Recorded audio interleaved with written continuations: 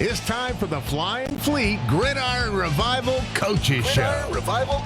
Brought to you by the Belmont Inn, Panther Square Burgers and Wings, Irene's of Due West, Grits and Grocery, and Sports Break.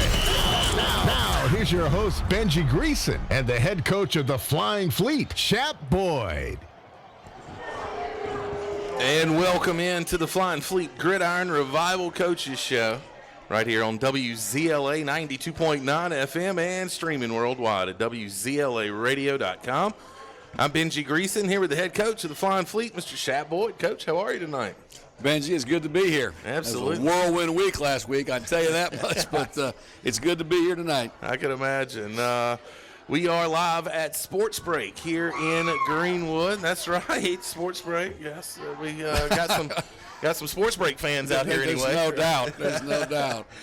And it's going to be a fun time tonight. We're live until 8 o'clock. Come out and have dinner. Nice crowd here, and come out and watch the show. Of course, listen to the show on the drive over. And we're going to get you ready for the big game coming up this week. A little recap of last week's game. We'll make that very quick, Coach. Thank you. Let's spend as little time on that as we can. And also we're going to be hearing from running backs and tight ends coach Coach Wayne Anderson tonight as well.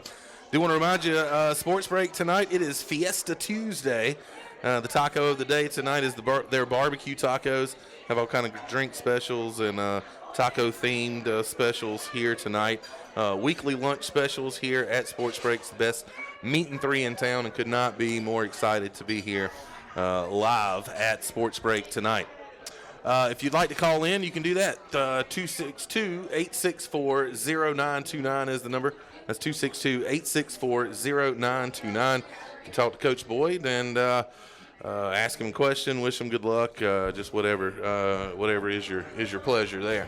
Coach, let's jump in, like I said, very quickly to the game last week. It started quick and it kind of snowballed quick as well. First of all, the original opponent was Ed Waters. Correct. And Correct. Edward Waters was the game he went down to Jacksonville, lost that one 21-20. That was, I think, week 2 of the season. And right. And they were supposed to come back up and reciprocate the home and home this spring season. But I think, what was it, COVID issues or something with them? Yeah, well. Maybe. Yeah, maybe. They had an COVID issue. Oh, hey. Singular. So, understood. Yeah, I mean, whatever. So they decided not to come up. But, I mean, our kids were looking forward to an opportunity to – I think they really felt like they had let that one. And they did. Yeah. We did. We let it slip away. Right.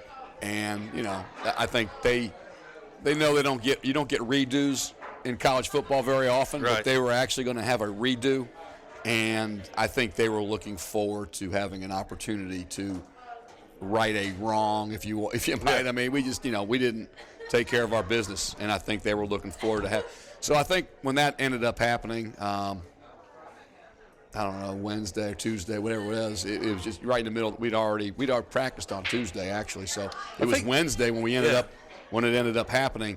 And we'd already had a day in the bank, so to speak, for Edward Waters, and I think it was tough. It was tough, and and really at the time, I called off practice that day because I said that we're not going to get, because I thought we were done. We weren't going to be playing that weekend, so I called off practice for Wednesday, and I said we're just we're not going to get anything out of this practice. These kids had their hearts set on playing again, and now we're back to. We're going to have to scrimmage ourselves, which that's not going to be a winning proposition at this point. Right. And so I took in a minute, we cancel it off, whatever. And then by 3:30, we have another opponent. Yeah. That wasn't even on the radar as far as I was concerned. And so then we end up scrambling around trying to figure out film for those guys. Yeah. And then we ended up practicing Thursday, and Friday's normally a walkthrough day. Friday had to become a little more of a practice day for us.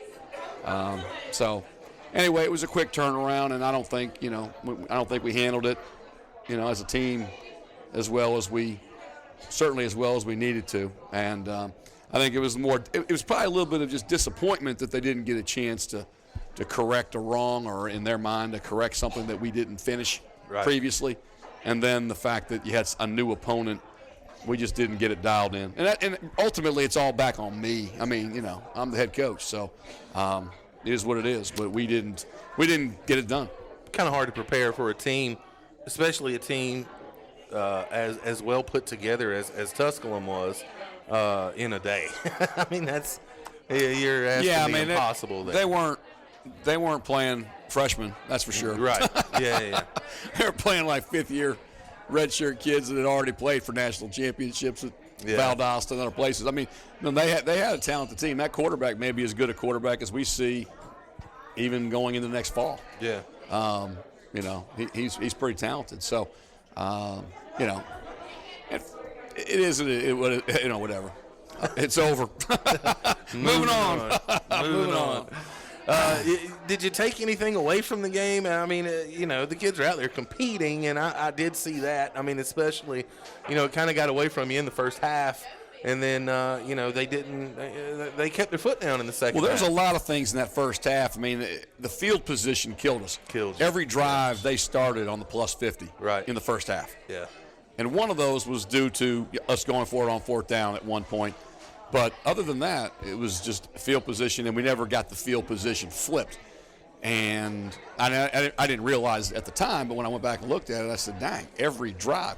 The one drive that they started on their -3, they drove all the way down the field, got to the end zone, they threw an interception. Right. So, I mean, you know, the one where they started and went the longest, they ended up, you know, turning it over to us. But it was, and so the second half wasn't that way at all. Second half, the field position started, they were starting on the negative, and they didn't get the same points accumulation that they had gotten in the first half. So, you know, the game was much better in the second half as far as, you know, we were concerned, as far as how it laid out and whatever. But anyway, it is. I mean, like I said, it's over. Yeah. So yeah, I mean, we take away. I mean, we learn every week.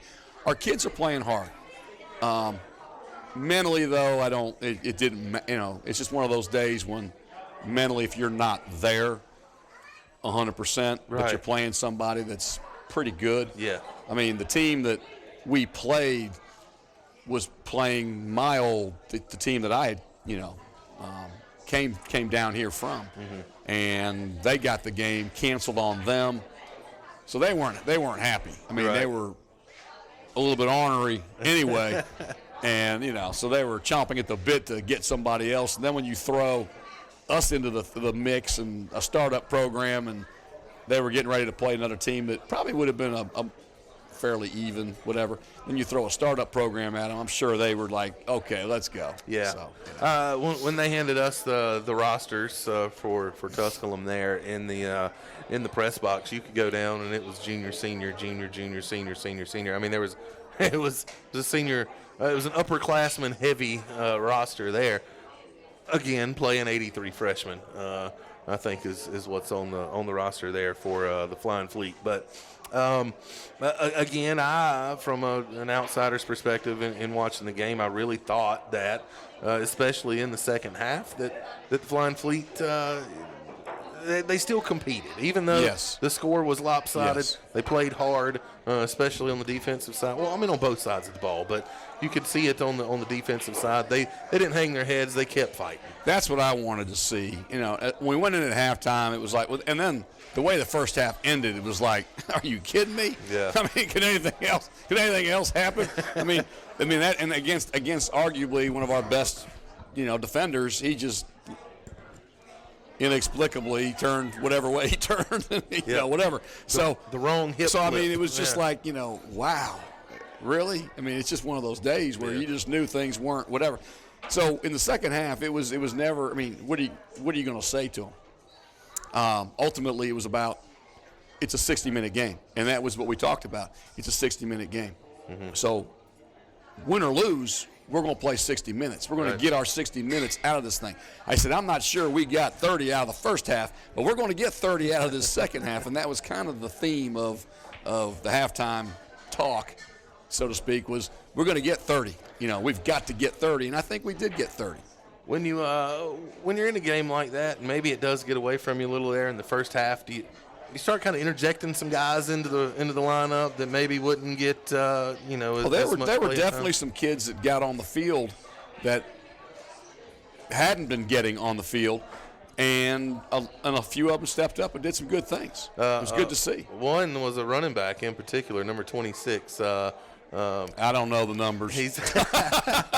You have to talk to the running back coach about him. I will. Because I definitely are. No, the numbers literally were assigned like 2 weeks ago, and I know a couple. I know my positional kids, but I do not know the rest of the team. The officials keep asking me for the center. I said I couldn't begin to tell you our center's number.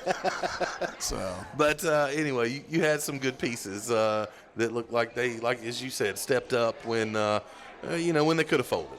There's no doubt, and that's the one thing I will say. I think the group, they are resilient. I wasn't sure. We, as a coaching staff, I don't think we were sure where our toughness level would be, because when you're with them all the time, you always tend to think maybe they're not what they are. But then when you start putting them against other people, then they end up holding up a little bit better maybe at times than what you think they might have. Yeah. So I don't know. I think that. I don't think as far as I don't think any of us could ever say that they're not playing hard. Now, that's not the issue. So, and we've told them we don't coach effort.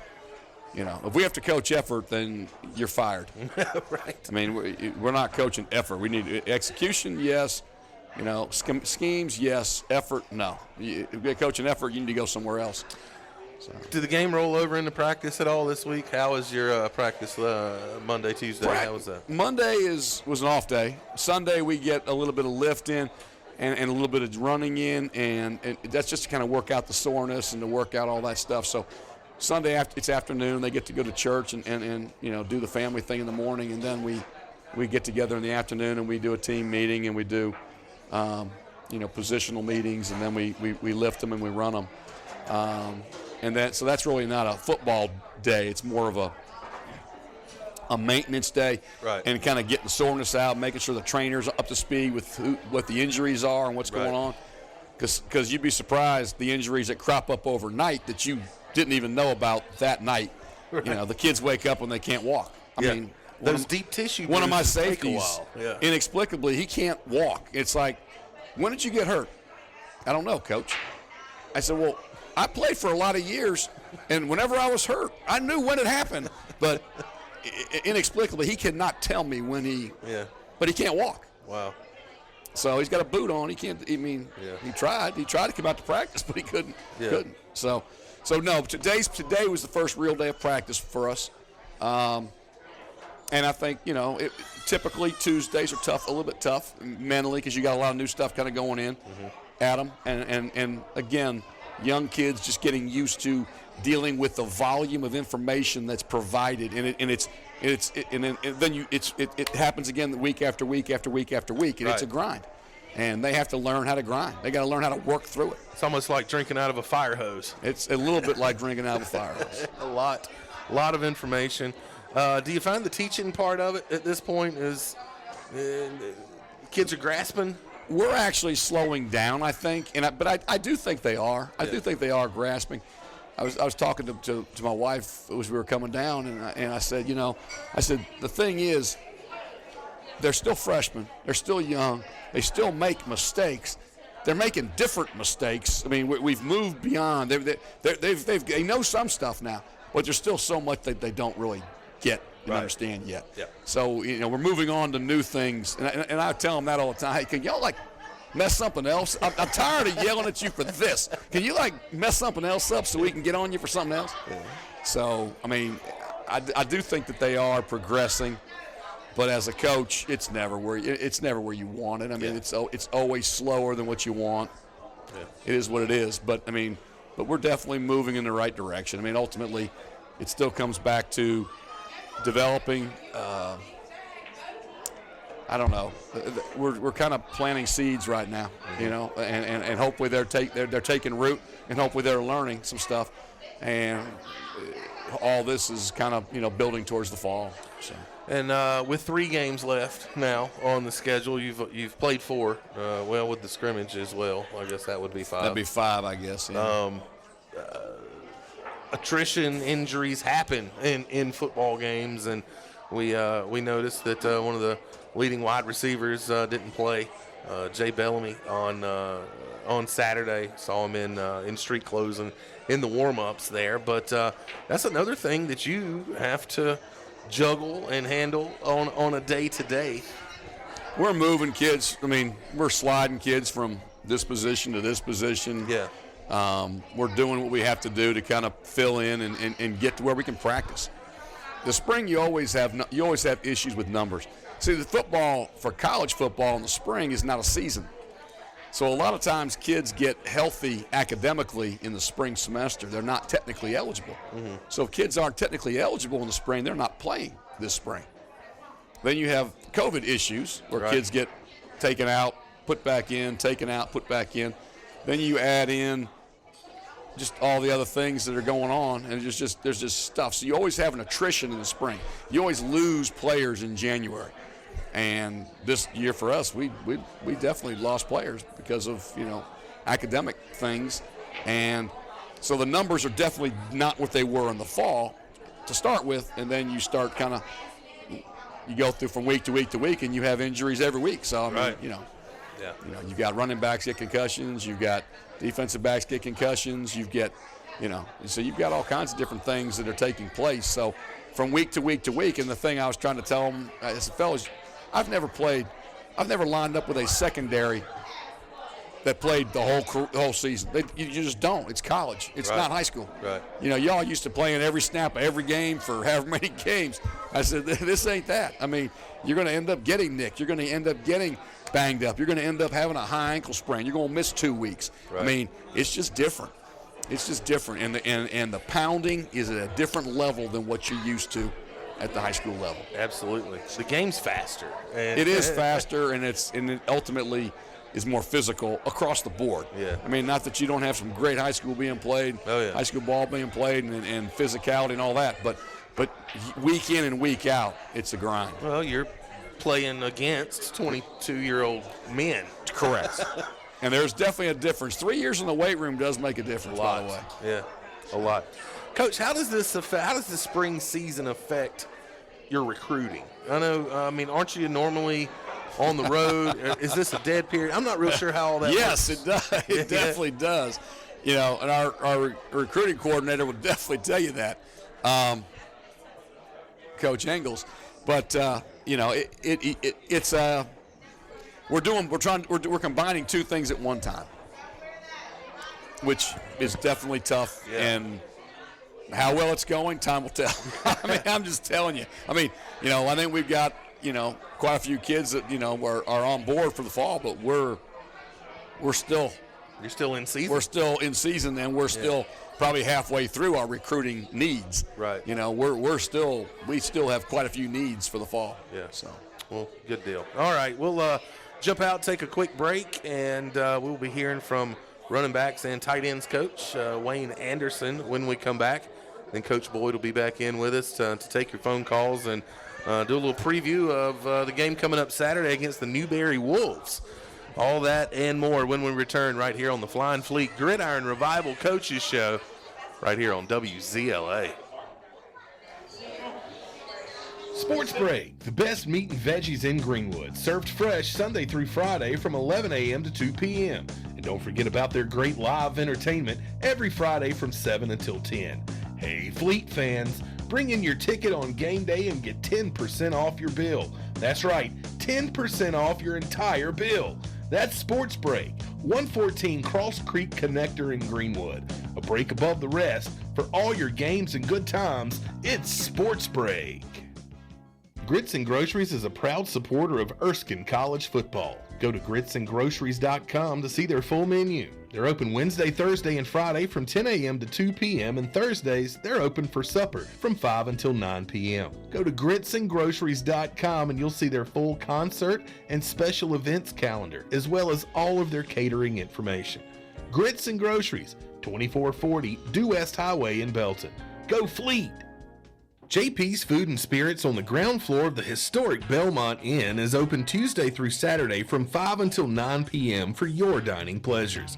Enjoy their incredible appetizers and mouth-watering entrees, prepared fresh to order by the highly skilled Belmont chefs. And JP's always has the perfect drink selection to quench your thirst.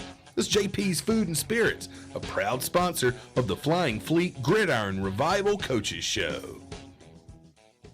Flying Fleet football players know a thing or two about Irene's of Due West. After all, it's right in the middle of campus. And if you want to find great food, just follow the offensive lineman. Irene's of Due West has the best pizza, wings, hot oven subs, seafood pasta, and Bluebell ice cream. Irene's has indoor and outdoor seating, and they're open 7 days a week at 11 a.m. For takeout, call 864-379-2850. Go Fleet from Irene's of Due West. Panther Square Wings, Burgers, and Beer. 101 Court Square, downtown Abbey Village. Your destination for great food and good times. Check out their brand new menu with all items $10 and under. That includes fries and a drink. This spring, the patio is open with all of your favorite games on multiple TVs. Panther Square has great appetizers, 30 flavors of wings, and the coldest adult beverages in town. You've always got home field advantage at Panther Square Wings, Burgers, and Beer.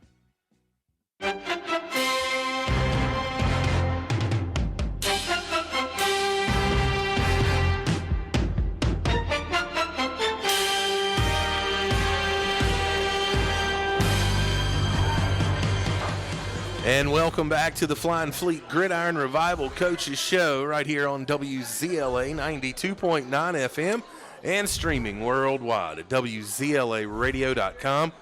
I'm Benji Greeson, and I am here with the running backs and tight ends coach for the Erskine Flying Fleet, Mr. Wayne Anderson. Coach Anderson, how are you, sir? Good, good. Thank you for having me on, Benji. Absolutely, absolutely.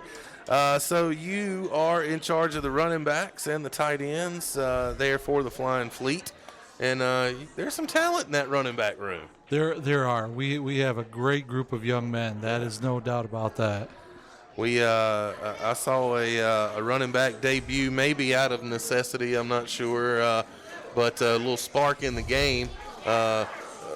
Remind me of his Colin name. Whitfield. Yes, Whitfield. He did a tremendous job. Yeah, really his first significant action this year. It was. Now, Colin is one of our 19 recruits. He's one of our redshirt freshmen. He was part of that first class. Okay. And he did a tremendous job stepping in when Rashad Lucky was injured. And I was really pleased with his progress. You've got a wide variety of running backs in that room because you just mentioned Lucky, who goes about 250. Yeah. And then you got Whitfield, who is a scat back by definition, smaller in stature. So there's a lot of variety. It's hard to find him behind an offensive line. There ain't no doubt about that. And he's got great speed and quickness and agility. Yeah, Coach Anderson, where are your roots? Where are you originally from? I grew up in upstate New York, a little farm town called Candor, New York, which is about 15 miles south of Ithaca. Okay. So I grew up next to Cornell University. Nice. How did you always want to be a coach? I did. When I was in high school, I helped my dad coach my younger brother's Pop Warner teams and Little League teams. And with my head high school football coach, I knew that I wanted to get in coaching at some point one day. Yeah. So on to college, did you go into coaching right after? No, to be honest with you, I took the long road. Yeah. I worked at a typewriter factory, which nobody probably knows what a typewriter is nowadays. I worked for Smith Corona in Cortland, New York, and we were one of only 2 manufacturing plants in the entire world. Oh, wow. Us and Singapore. Yeah. And they were going to move our plant to Mexico thanks to NAFTA. Yeah. You said no mas. And so the blessing was the Lord had starting the journey was I was one of the last hired at Smith Corona, so I was one of the first let go. Right. And I had put some resumes out, and I came to a small school in central New York, Moravia High School, Moravia, New York, which is near Locke, which is famous because it's President Fillmore's birthplace. So that's the only thing anybody knows about Locke. But actually, Moravia was in the conference that I played in high school. Mm-hmm. And the funny thing with what it was is that I went in and I talked with the head coach. His name was Thomas Silvanic, and basically he went over my resume and he said, "Do you want to be a coach?" I said, "Yes." "All right, well, you're the head coach of our modified football team, and you can coach the quarterbacks of the varsity." So that's how I started my coaching career at 22 years old. How about that? They just throw you to the fire, huh? Exactly right. Exactly right. Oh, that's great. And, well, from upstate New York to due west South Carolina at Erskine, there were, I'm sure, some stops in between. The Lord has blessed me with a well diverse way of travel. Yeah. That's for sure. I mean, I've coached at every level from high school to professional, and I've coached in Europe in 4 different countries with 6 different teams as either a head coach, an offensive coordinator, or both. So wow. And that's where I was before I came to Erskine. I was in Italy at the time. So. Yeah, I imagine those interviews are a little tougher. Yes. That, like I said, my last interview that I did on the radio, I had an interpreter with me, one of my assistant coaches. So that was a lot of fun. So they speak more than I do. I just say a few things and then they fill it in for everybody. It was a lot of fun. What's the European game like? Is it the same here as it is here? What they do is they use the collegiate rules, and then each country will tweak the rules a little bit depending. Yeah. But they go by the NCAA rules, and football is really growing now. It'll never overtake soccer, obviously. Right. But it's really growing in Europe. They're even starting to develop like Champions Leagues like they do in soccer. So the best team in Austria and the best team in Italy and the best team in Germany, they'll have their own league on top of their normal play in their country. So which is really neat. Yeah. And you're starting to see a lot more colleges going over to Europe and getting European players. Yeah. What's the is that the age group the European players, and I know we're supposed to be talking Erskine, and we will in a second. We will, absolutely. But the age group, is that an after college type? Well, the thing in Europe is that they don't have scholastic athletics. It's all based in clubs. Okay. So like soccer or another sport, it's all based on clubs. And so there's a lot of players that are everyday Joes. They go to work or they go to school, and they pay for membership to be in a club. And with that being the case, that's how, along with sponsors, that's how the clubs operate. Now, some clubs are a much bigger operating budget than other clubs. Right. The love of the game, obviously. You got to love it to do that, right? A great book that kind of gives a little bit of a background. John Grisham wrote a book called Playing for Pizza. And he used the 2006 Italian season as kind of the drop back for that, about this quarterback from the Cleveland Browns that ended up in Parma, Italy, being the was that right? Oh, he played for the Bergamo Lions. I apologize. Yeah. Which is one of the top teams traditionally in Italy. Right. We were just talking with Coach Boyd a few moments ago, switching gears a little bit, recruiting. And I know that all the coaches go and recruit. What's your recruiting area? That I have the lower east coast of Florida. I have North Carolina, and then I have the upper northeast quadrant of South Carolina. Okay, good deal. What's the now? You're recruiting not just for your position group, right? I mean, no, that's correct. All of us look to find the best student athletes that we can find. Right. And with the great thing, which Coach Ingalls has done a tremendous job in as far as being recruiting coordinators, that we get a pool of players, basically in our schools or different areas that we recruit, and then we bring them into a database, and then we split them up into the individual position groups. So not only do they get looked at by their recruiting coach, but they get looked by each position coach depending on the position, and they evaluate it. And then, like for us, any offensive player is eventually goes to Coach Hayes, and he puts in the final evaluation. So it's a very stringent process. Right. What are you looking for an Erskine guy? Well, the biggest thing we're looking for, because of the uniqueness of Erskine, that we're looking for quality, high character young men that we know they're going to be successful in the classroom as well as on the football field. Because one of the biggest things that sold me to come to Erskine, because I've known Coach Boyd longer than anybody on the staff. I've known Coach Boyd since the early 90s. Yeah. And when he told me that he wanted to build a Christ-centered football program at Erskine, that for my wife and I, that was the icing on the cake, and why I wanted to be involved with this program. And and we are definitely getting the right kids in that fit that criteria. We're just very green, that's for sure. Yeah.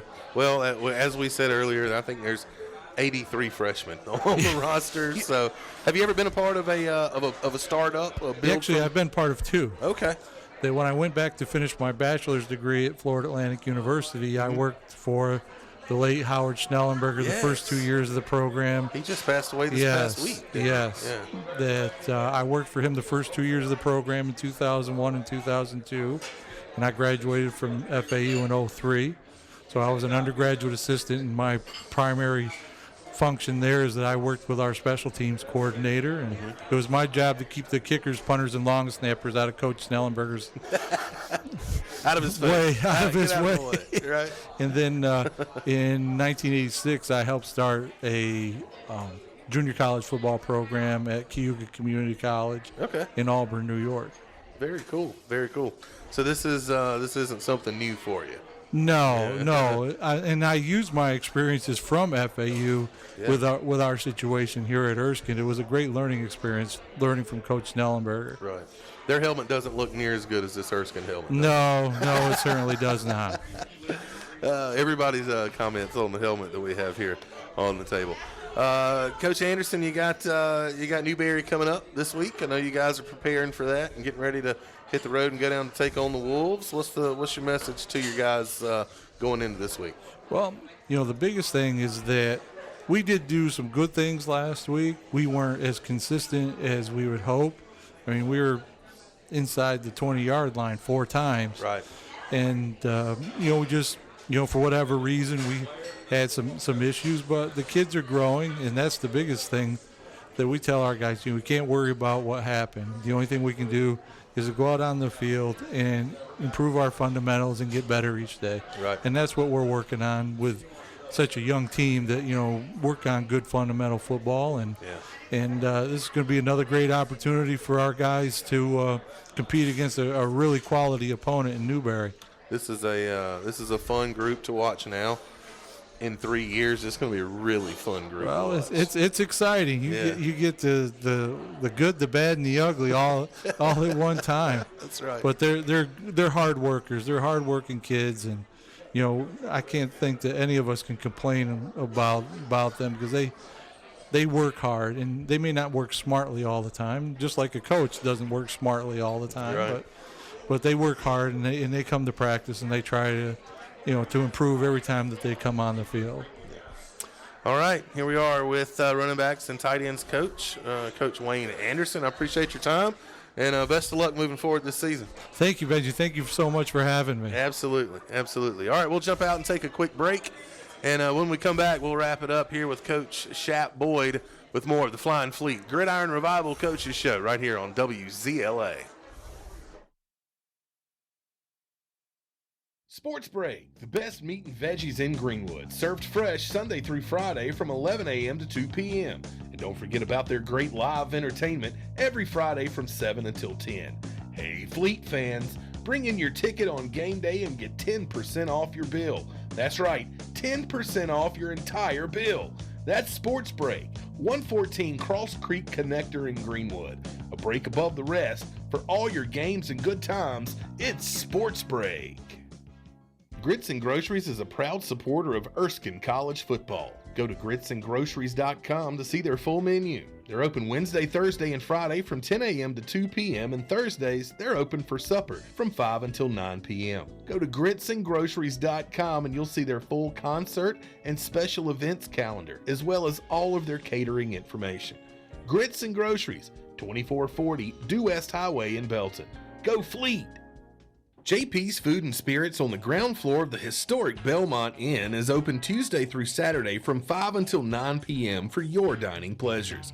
Enjoy their incredible appetizers and mouth-watering entrees, prepared fresh to order by the highly skilled Belmont chefs. And JP's always has the perfect drink selection to quench your thirst.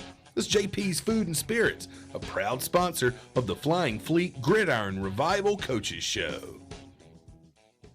Flying Fleet football players know a thing or two about Irene's of Due West. After all, it's right in the middle of campus. And if you want to find great food, just follow the offensive lineman. Irene's of Due West has the best pizza, wings, hot oven subs, seafood pasta, and Bluebell ice cream. Irene's has indoor and outdoor seating, and they're open 7 days a week at 11 a.m. For takeout, call 864-379-2850. Go Fleet from Irene's of Due West. Panther Square Wings, Burgers, and Beer. 101 Court Square, downtown Abbeville. It's your destination for great food and good times. Check out their brand new menu with all items $10 and under. That includes fries and a drink. This spring, the patio is open with all of your favorite games on multiple TVs. Panther Square has great appetizers, 30 flavors of wings, and the coldest adult beverages in town. You've always got home field advantage at Panther Square Wings, Burgers, and Beer.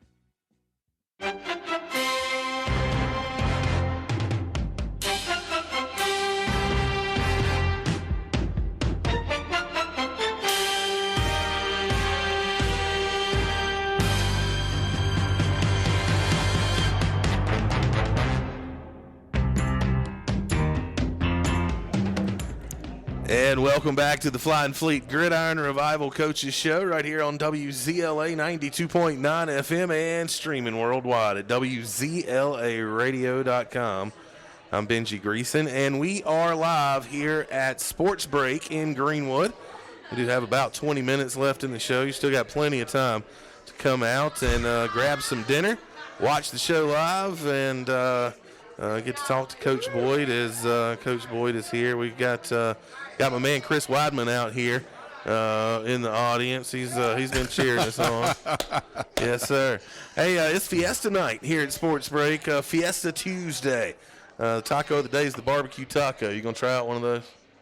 I'm trying something, but I don't know what. I don't know if I ordered that. I definitely got some wings coming. I know that. Yeah, they got great wings here too. So every Tuesday at Sports Break, it is Fiesta Tuesday, and tons of different nachos, tacos, the whole nine there. And Sports Break's the best meat and three in town, and they got weekly lunch specials every single day. So come on out to Sports Break, get something good to eat, and wet your whistle while you're here. Let me see that menu. Oh, yeah, there's a menu right there, Coach.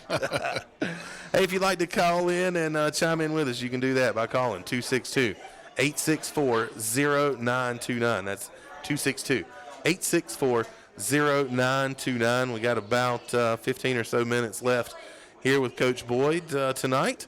And our first trip to Sports Break, and I tell you, this is a perfect place to hold this whole. This is an awesome place. Yeah. It's reminds me of some places that we had in Florida.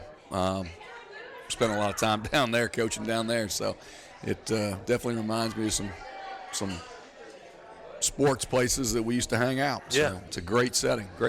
Absolutely, and we'll be here again multiple times this fall season coming up. Awesome. So everybody put that on your calendar. We'll let you know when that takes place as soon as it does. Again, 262-864-0929 is the number if you'd like to chime in with us here tonight, Coach, on the road this week, and then you're going to end up with 2 consecutive home games to wrap up this spring season. But on the road at Newberry this week, and the Newberry Wolves, they've been around a while, and that's a pretty good football team. Yeah, they are a good football team. They're a member of the SAC, and I think that's a very good league, and we'll end up seeing another one of those members the last week of the season. Limestone. Yeah. And I think we're going to end up probably playing a lot of those teams in the years to come. Mm-hmm. So it's a good preview for us, a good look for us. Between that and the Gulf South, we're looking at some really, really good opponents down here. Yeah. I mean, Southern football doesn't get any better. Right. So. Coach, we got a phone call. Let's see if we can get them on air here. And go ahead, caller. You're on the air. Guess who this is? Hey, man. How's it going? I'm fine. I live out like 5 seconds away from you. Yeah, that's right. There we go. One of Emerald High School's finest. There you go. Vikings. Oh, yeah. Representing the band.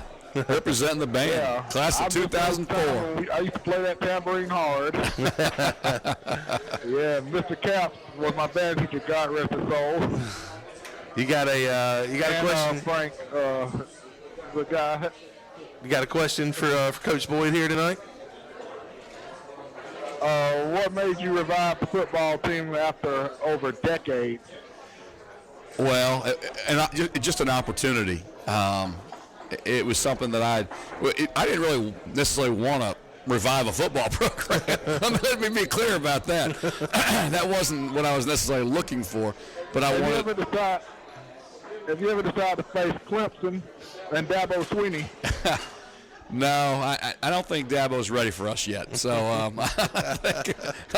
don't think Clemson and or Dabo are ready for us right now. I think I know y'all ain't ready for them Alabama bulldozers, I call them, because they can torture any team in its path.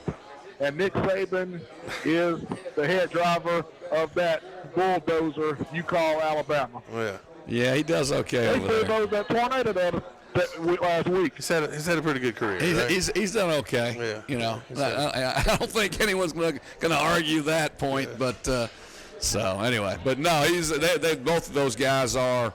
And if we're going to try and emulate programs, and I say programs, if we're going to build and try and create a program and structure here, there's things that you can take from the Alabamas and the Clemsons, and obviously, we're a much smaller scale, but there's definitely things you can take from those programs, and Dabo, because Dabo brings, to be quite honest, Christ into it, right? And that's something that we want to do, yeah, and we will do, and so I mean he's doing that, and he's being successful, very successful at a very, very high level. And up front and open about it. And he's very up front and open about it. Yeah. So, All right, Chris, thank you, man. We got some another calls coming in. We appreciate the call.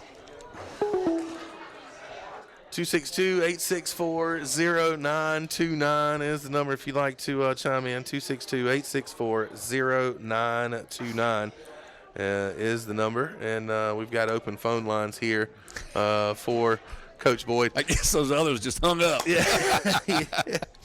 So, Newberry, again, headed down to take on Newberry. I know you guys are really just kind of this part of the week getting into the scouting and all that good stuff that goes in with the Wolves there. But before I get to this question, let's go back and take another phone call, and we'll go over now to the 803. What's going on, caller? You're on the air. Hey, man, I was calling in with 2 quick questions, hopefully, if I can get them in. Yeah, absolutely. Yeah, I wanted to ask Coach Boyd, I know he's heavy on the defensive end. How much does he have to do with the offense? And kind of as a fun question, the guys still get Letterman jackets. Well, I was talking about that the other day. I saw one. It was pretty nice. I'd like to bring those back if we can at some point, yes. As far as getting involved with the offense, and I'm going to put this just straight out there. I'm the defensive coordinator of this football program right now, as well as the head football coach. And I'll be honest with you, I probably will be a better head coach. Well, let's hope I can become a better head coach from year to year to year. But there's things that, with the offensive staff, we sat down, we talked about the offensive coordinator is someone that I've known for a while, worked with in the past, and more or less he knows what I want, and then we sat down and we talked about the things that he wanted, and they basically married it, and he's doing what we want as a program. So, to say that I am not a micromanager. I don't micromanage my defensive guys. I have expectations, and I'll lay out the expectations, and if the expectations are not met, then they're going to hear about it. Right. But I'm not a micromanager, and I hire people, and I expect the job to get done. If the job doesn't get done, then, that's when you step in. Then I will step in. But that's why you hire the staff, though, right? I mean, correct. This is your job. This is what you do. So, they know the things that I want, and they've incorporated it into the offense, and then they're trying to do, the things that the tempo stuff. I've always wanted the tempo. Their high octane tempo. Right. And they're taking it to another level at times, and but. Everything's all great and dandy, but ultimately it still comes. There's still only two stats that matter: the points that we give up and the points that we score. So, I mean, when it gets right down to it, but as far as the offensive stuff, they're executing a combination of things that the OC kind of wanted to try and instill, and things that I wanted as part of it, and. I think right now we're having some trouble in the red zone, but we'll make no bones about it. But for the most part, they're trying to do, and they're doing the best they can with what we've got right now. And we're going to get better. That's going to happen. And it's been a little frustrating for all of us at this point. But but that won't continue. That won't continue. And the Letterman jacket, you said you saw some. Letterman jacket, I'm all about that. Yeah. I'm all about that. Maybe we can get some sponsors and get some people to buy those Letterman jackets. I have one. I had one donated to me from, this thing's pretty old. Yeah. I need to find someone that can maybe clean it a little bit because it's really dusty and whatever. Yeah. But no, I definitely would like to bring back a letters. And trust me, it gets a little cool around here in the winter. I think our players would appreciate having a letter jacket. Absolutely. Thank you, caller. Appreciate the call. Thank you, guys. Good luck against Newberry. Thank you. All right, we got some other calls trying to come through here. What's going on? 262-864-0929. And here is another call we'll go over. And welcome in our next caller. Go ahead, caller. You're on the air. What's up, man? It's Lee, man. How you doing tonight? Lee, what's happening, buddy? How are you?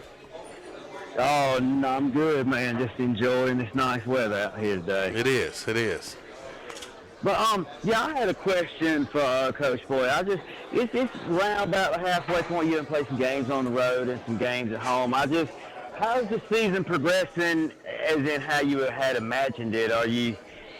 Have you hit all, like, the check marks that you wanted to see as far as production and whatnot and adjustments and stuff from your coaching staff with live bullets being thrown? To say we've hit, no, we haven't hit them all. We certainly would say that we would want to be more productive in the red zone because ultimately it's about the red zone. So that's an area that we're going to have to look to work towards for the fall and even these next 3 weeks. And then defensively, there's some things that we got. There's a lot of things that we got to work on, but most of it's fundamental, just basic stuff, that repetitions and things like that.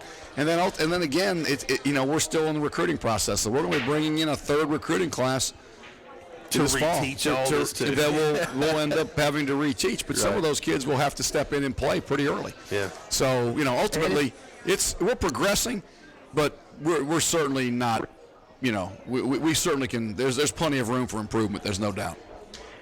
it's probably going to be nice to have live film of things to point out against real competition in real games when you gear up for the upcoming season. There's no doubt about that. I mean, I'm just here to tell you, they'd probably about ready to go on strike if we had to practice against ourselves and scrimmage each other one more time. I mean, it really was getting to the point where, it was just tough to go out there and we're trying to get competition and it's just tough. Yeah. And I think, practices have gotten better. All that stuff's gotten better because of the fact that we're playing on Saturdays. Right. So. Yeah, hitting on each other is a little bit easy if you know you have a payoff on Saturday. That's exactly right. Yeah. You got another jersey you're going to get to hit on Saturday. It's the light. You can see the light at the end of the tunnel, whereas before it was just dark. I mean, there was no light. There was nothing at the end of it. No, sir. Thanks for your call, man. Good luck on Saturday, Coach. Hey, I appreciate the call. Thank you. Yes, sir. Y'all have a good one. All right. Bye-bye. All right. Got a few minutes left here with Coach Boyd, about 5 minutes left in. Still got a couple callers trying to get through. And if you want to call us here, 262-864-0929. It's 262-864-0929. At Newberry this coming week, and we were starting to get into the scouting side of the Wolves there. What do you see when you turn on that film? I mean, defensively they try. They do a lot. I mean, they're very active. They're athletic. They do a lot of movement. They're going to be a challenge for us. They're a challenge for anybody, and they're definitely a challenge for, as you keep pointing out to me, the 83 freshmen that we're lining up with. So, they're going to be a challenge. Offensively, it's the same thing. They got movement everywhere on offense, so it's definitely going to be a challenge for our defensive cats. So, I mean, it's a game that the thing that I've liked about this is that all these different teams we're playing have been so different. Yeah. We're seeing a lot of different things. A lot of variety. So we're getting to kind of work on different things. Right. And it's going to be able to. So I mean, when the season's over this spring, we're going to be able to look at it and say, well, gee whiz, we know we got to do much better versus this. We got to do much better versus this, or whatever. But we're going to have a checklist of things that are kind of out there that have been that we've been exposed to, and then we're exposing. So whatever. Let's go back over to the Flying Fleet hotline here and welcome in our next caller. Go ahead, caller. You're on the air. Yeah, thank you, Benji. Appreciate your show. And this is Walker from North Carolina. Yes, sir. Great game the other day. It was good to see the kids step up a little bit. They look like they might be getting taken advantage of a little bit sometimes. And, that's exactly. Extracurricular pushing and shoving. Well, and that I don't. It is what it is, and you can only control what you can control, and officials are officials, and some do a better job than others. That's the reality. Just like coaches. Some plumbers are better than others. Some plumbers are better than others. I mean, but the thing that you said about they didn't. The thing that I've talked to them about is not to flinch. We don't want to flinch, and we might have flinched, sort of, in the first half. We kind of maybe had whiplash in the first half, right? But in the second half, I don't think we did. And the fact that they came back out and they understood it was still 30 more minutes, and we've been preaching to them the whole time that it's a 60-minute game. So I think that they actually had bought into the fact that we were going to get 60 in, right. and we needed to. And they also understood that if they did not step up and perform at a different level than they had in the first half at times, guess what? There's no one over there going to slow those people down. I mean, they're going to keep putting points on that board. They're going to be changing light bulbs on that scoreboard. So, I mean, we at some point we got to do what we got to do. Right. Well, it was good. It was a good character builder for sure. Let me ask you about your no huddle. How's that working out? Sometimes it seems like it's going a little bit slow. I think some of the stuff that they do is directly proportionate to defense. So a lot of times they get caught into things, and at times they need to slow things down and or speed things up based on what we've done. So a lot of people don't understand that the offense and the defense kind of work hand in hand. So if the defense has been out there for a long drive, like we were that one time, they went from the -3 yard line to the goal line, then threw an interception. So we were out there for I don't know how many plays that was, but that's probably not the time to go back in there on offense and step on the gas because we got to get some juices back in us. So there's a give and take there, I guess. And for the most part, I've been very pleased with what I've seen out of the offense. Now, they're not perfect, and there's things they're working on each and every week, and we're not perfect, and there's things we got to work on each and every week. But ultimately, I think we're trending in the direction we need to trend. And we got a long ways to go. I mean, there's no doubt about it. And I think that the team that you see in the fall is going to be vastly different than what you're seeing now, because you're going to have an infusion of new talent. You're going to have a lot of other players part of the program, and then you're going to see these players. They're going to be different players in August. They're not going to be the same kids. Physically, mentally, everything's going to be different. So there's just a lot of stuff that's, They'll probably be playing up more come fall because we're going to have more competition. We are going to have that. I promise you. It's a pretty hefty schedule we got. Hey, It was a good game, and look forward to the remainder of the spring season, guys. Hey, I appreciate it. Thank you very much. Thank you. Be safe. All right, have a great night. Thanks for the call. All right, Coach, we are officially out of time now, but I'll tell you, time flies when you're having fun. But you can catch the Flying Fleet Gridiron Revival Coaches Show every Tuesday from 7 until 8. We got 3 more, I think. I think 3 more. 3 or 4. 3 more. There's 3 more this spring, I think. I'm just going to show up on Tuesdays. We'll figure it out. We'll find another restaurant to go to. There you go. There you go. All right, Coach, best of luck at Newberry this week, and go Fleet. Go Fleet. Yes, Appreciate sir. it, Benji. Thank you. Absolutely. All right, that's all the time we've got for the Flying Fleet Gridiron Revival Coaches Show right here on WZLA 92.9 FM and streaming worldwide at WZLAradio.com. Catch out the rebroadcast on West Carolina Television, Channel 20, every Saturday at noon. God bless and go Fleet. Tune in next week for another edition of the Flying Fleet Gridiron Revival Coaches Show. With Benji Greeson and Coach Shap Boyd. Brought to you by the Belmont Inn, Panther Square Burgers and Wings, Irene's of Due West, Grits and Groceries, and Sports Spray. We'll see you next time.